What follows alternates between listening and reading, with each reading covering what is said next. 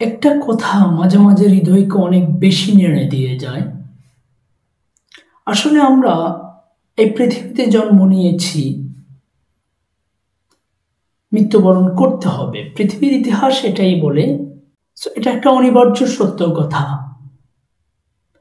এটা আমি মানি বা না মানি, এটাই সত্য কথা। জন্মের পর থেকে আমি প্রতিদিন সকালে উঠছি, নাস্তা করছি, নিজের কাজকর্ম সারছি, দুপুর যাচ্ছে, বিকাল গড়িয়ে সন্ধ্যা আসছে, দিনটি শেষ হয়ে যাচ্ছে, নিজের কর্মব্যস্ততার মাঝে দিন শেষ হয়ে যাচ্ছে। কিন্তু কখনো কি এটা ভাবিছি যে আমার জীবন থেকে একটি দিন মাইনাস হয়ে গেল? আমি যদি 70 বছর একদিন বাঁচতাম, এখন আর 70 বছর বাঁচব। আবার আগামীকালের দিনটি শেষ হওয়ার পর এখন আর 69 বছর 364 দিন বাঁচব। এই যে এইভাবে ধীরে ধীরে বরফ যেভাবে গলে যাচ্ছে, সেভাবে আমাদের হায়াতটুকু শেষ হয়ে যাচ্ছে।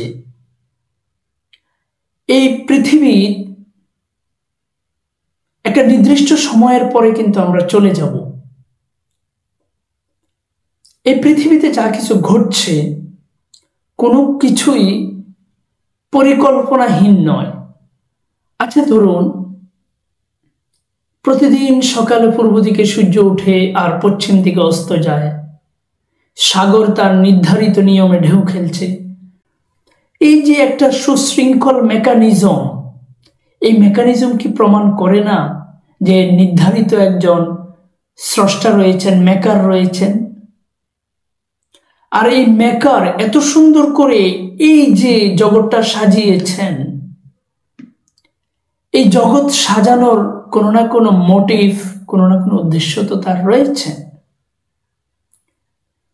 আমাকে যে মেকার তৈরি করেছেন, তার উদ্দেশ্যটা আসলে কি, তার চাওয়াটা আসলে আমার কাছে কি? অবশ্যই আমাদেরকে স্রষ্টার কাছে একদিন হিসাব দিতে হবে। এটাই একবারে কঠিন বাস্তবতা। আজকের এই দিনে আমি সামান্য ক্ষমতা পেয়ে, কিছু টাকার মালিক হয়ে নিজেরা নিজেদের যে সীমা লঙ্ঘন করছি, আমি কি মনে করি আমার এই সাময়িক ঔদ্ধত্য, সাময়িক টাকা পয়সার অহংকার, সাময়িক এই ক্ষমতা আমার সারা জীবন থাকবে? ইতিহাস কি তাই বলে? ফেরাউন কত বড় রাজা ছিল, নমরুদ কত বড় সম্পদশালী ছিল, কত বড় পাওয়ারফুল নেতারা এই পৃথিবী শাসন করে গিয়েছেন, তারা আজ বর্তমান নেই।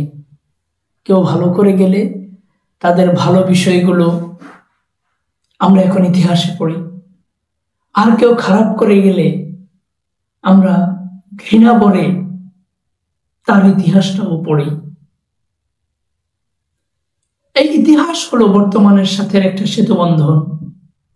আমরা অতীতের ভালো মানুষগুলো সম্পর্কেও জানতে পারি, খারাপ মানুষগুলো সম্পর্কেও জানতে পারি ইতিহাস থেকে। আজকে আমি বর্তমান, ভবিষ্যতে আমিও ইতিহাস হব। এই পৃথিবীর মানুষ আমাকে কিভাবে স্মরণ রাখবে, এটা কি আমার একভাবেও ভাবা উচিত নয়?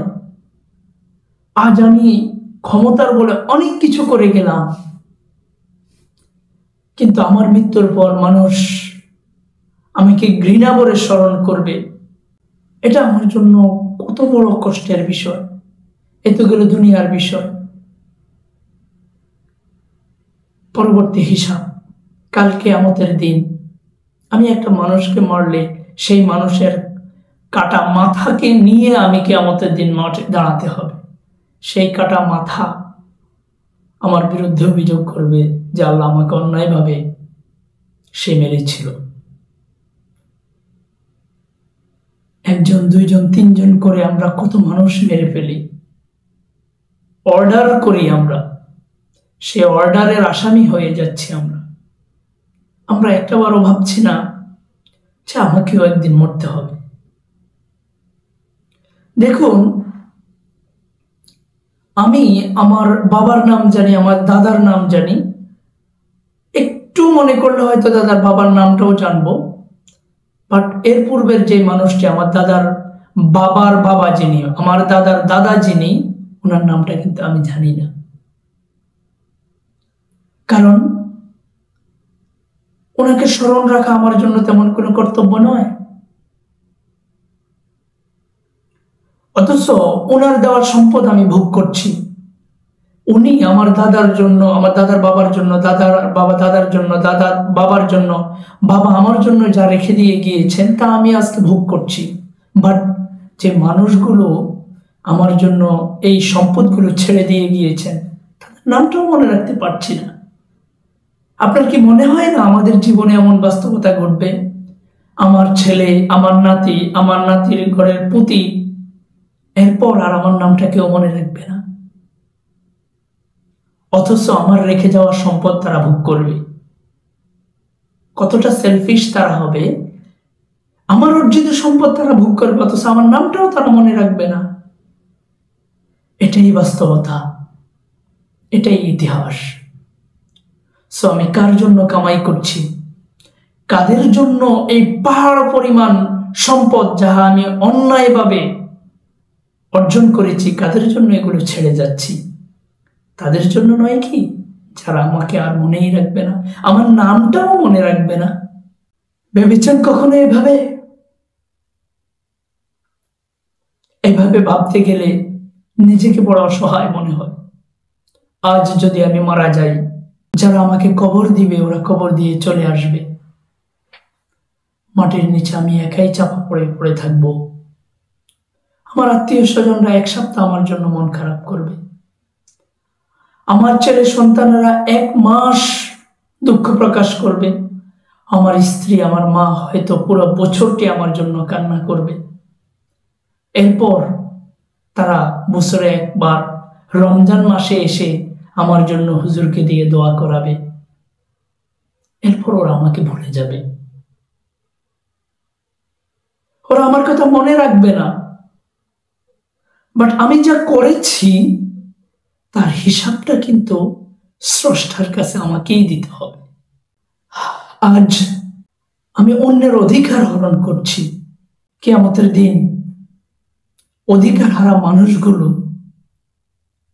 আমার বিরুদ্ধে আর্গু করবে। আজ আমি অনেক টাকা ইনকাম করে সেই টাকা আল্লাহর রাস্তায় দান করে দিচ্ছি, নামাজ, রোজা, হজ, যাকাত, তাহাজ্জুদ, নফল কোনটাই বাদ দিচ্ছি না।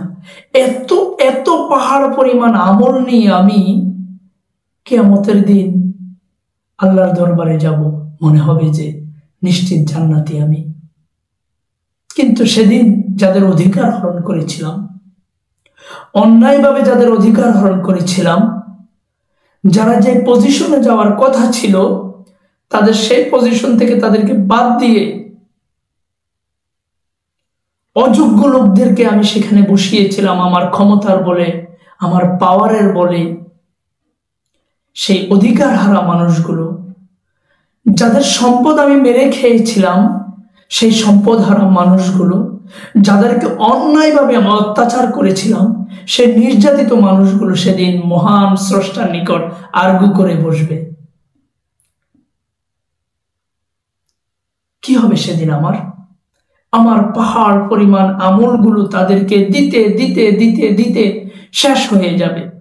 তারপরেও দেখা যাবে আরো কিছু মানুষ রয়ে গেছে যাদের অধিকার আমি কেড়ে নিয়েছিলাম, বাট তাদের পাওনা এখনো মিটানো হয়নি।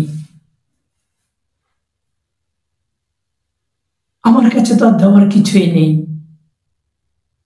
অসহায়ভাবে আল্লাহর দিকে তাকাবো। আল্লাহ সেদিন বলবে, তাহলে দেওয়ার যেহেতু কিছু নেই, তাদের গোনার বোঝাগুলো তুমি তোমার মাথায় চাপিয়ে নাও। কত নির্মম হবে! গুনাহ করেছে তারা, আর সেটার মাসুল দিতে হবে আমি। কারণ তাদের অধিকার আমি হরণ করেছিলাম। সেদিন পাহাড় পরিমাণ সওয়াব নিয়েও আমি জাহান্নামে নিক্ষিপ্ত হব। ভাবতেই গা শিউরে উঠে, এত এত ভালো কাজ করেছি, কিন্তু সেদিন অন্যের অধিকার হরণ করার কারণে সেই ভালো কাজের কোনো মূল্যায়ন হবে না। অন্যের টুটি চাপি ধরতে, অন্যের কলার চেপে ধরতে, অন্যের সম্পদ হরণ করতে, অন্যের অধিকার হরণ করতে কি একটাবারও এই কথা ভাবছি?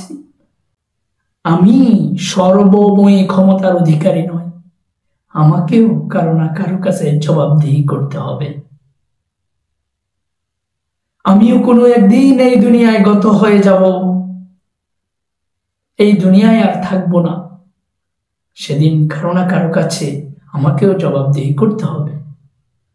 তাই সেই দিনটি আসার আগে আসুন সেই দিনটির প্রস্তুতি গ্রহণ করি।